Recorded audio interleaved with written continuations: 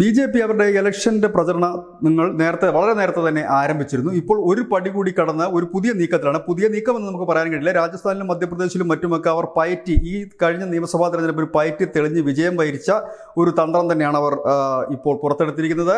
രാജസ്ഥാനിലും മധ്യപ്രദേശിലുമൊക്കെ അവരുടെ C class A, B, C എന്ന് 3 ക്ലാസ് ആയിട്ട് ഈ മണ്ഡലങ്ങൾ തിരിക്കുക. അതിൽ C ക്ലാസ് മണ്ഡലങ്ങളിൽ പോലും നേരത്തെ തന്നെ സ്ഥാനാർത്ഥികളെ നിശ്ചയിക്കുകയും ചെയ്തിരുന്നു. അത് വലിയ രീതിയിൽ അവരെ സഹായിക്കുകയും ചെയ്തു, വലിയ വിജയം നേടാൻ കഴിയും.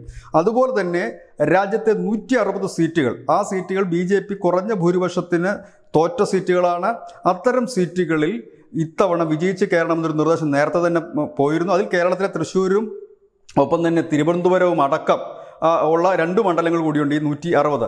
ഇതിൻ്റെ എല്ലാം നിയന്ത്രണം ഇല്ലെങ്കിൽ ഇതിൻ്റെയൊക്കെ പ്രവർത്തന ചുമതല കേന്ദ്രമന്ത്രിമാർക്ക് തന്നെയാണ്. അമിത്ഷാ തന്നെയാണ് കേരളത്തിലെ ചുമതലയെ നേരിട്ട് നോക്കുന്നത്. അതുപോലെ തന്നെ മുതിർന്ന BJP ദേശീയ നേതാക്കൾ തന്നെയായിരിക്കും ഈ 160 മണ്ഡലങ്ങളുടെയും കാര്യങ്ങൾ നോക്കുന്നത്. ഇപ്പോൾ വരുന്ന മറ്റൊരു വാർത്ത, ഈ 160 മണ്ഡലങ്ങളിലും സ്ഥാനാർത്ഥികളെ 30 തൊട്ട് 45 ദിവസത്തിനകം പ്രഖ്യാപിക്കും എന്നുള്ളത് തന്നെയാണ്. അതായത് 1 മാസമോ ഇല്ല 1.5 മാസത്തിനകമോ ഈ 160 മണ്ഡലങ്ങളിലേക്കുള്ള സ്ഥാനാർത്ഥികളെ പ്രഖ്യാപിക്കും. കാരണം ഈ സ്ഥാനാർത്ഥികളെ നേരത്തെ പ്രഖ്യാപിച്ച് പ്രവർത്തിക്കാൻ ഇറങ്ങുന്നത് കൂടുതൽ നേട്ടം കൊയ്യുമെന്ന് BJPക്ക് ഈ രാജസ്ഥാനിലും മധ്യപ്രദേശിലുമൊക്കെ നടന്ന പ്രചരണത്തിൽ നിന്ന് മനസ്സിലായിട്ടുണ്ട്. അതേ രീതിയിൽ തന്നെ ഈ 160 സീറ്റിൽ, അതിൽ തൃശ്ശൂരും തിരുവനന്തപുരം അടക്കം ഈ 160 സീറ്റിൽ വരുന്നുണ്ട്. ഇവിടെ സ്ഥാനാർത്ഥികളെ 30 തൊട്ട് 45 ദിവസം വരെ, അതായത് 1 മാസത്തിനും 1.5 മാസത്തിനിടയിൽ പ്രഖ്യാപിക്കും.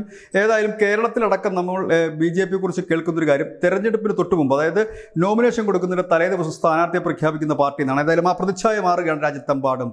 ഇപ്പോൾ 160 സീറ്റുകളിലേക്കുള്ള സ്ഥാനാർത്ഥികളെ 1 മാസത്തിനോ അല്ലെങ്കിൽ 1.5 മാസത്തിനോ പ്രഖ്യാപിക്കുമെന്നുള്ളത് തന്നെയാണ് BJP കേന്ദ്രങ്ങളിൽ നിന്ന് അറിയാൻ കഴിയുന്നത്. News desk, news India Malayalam.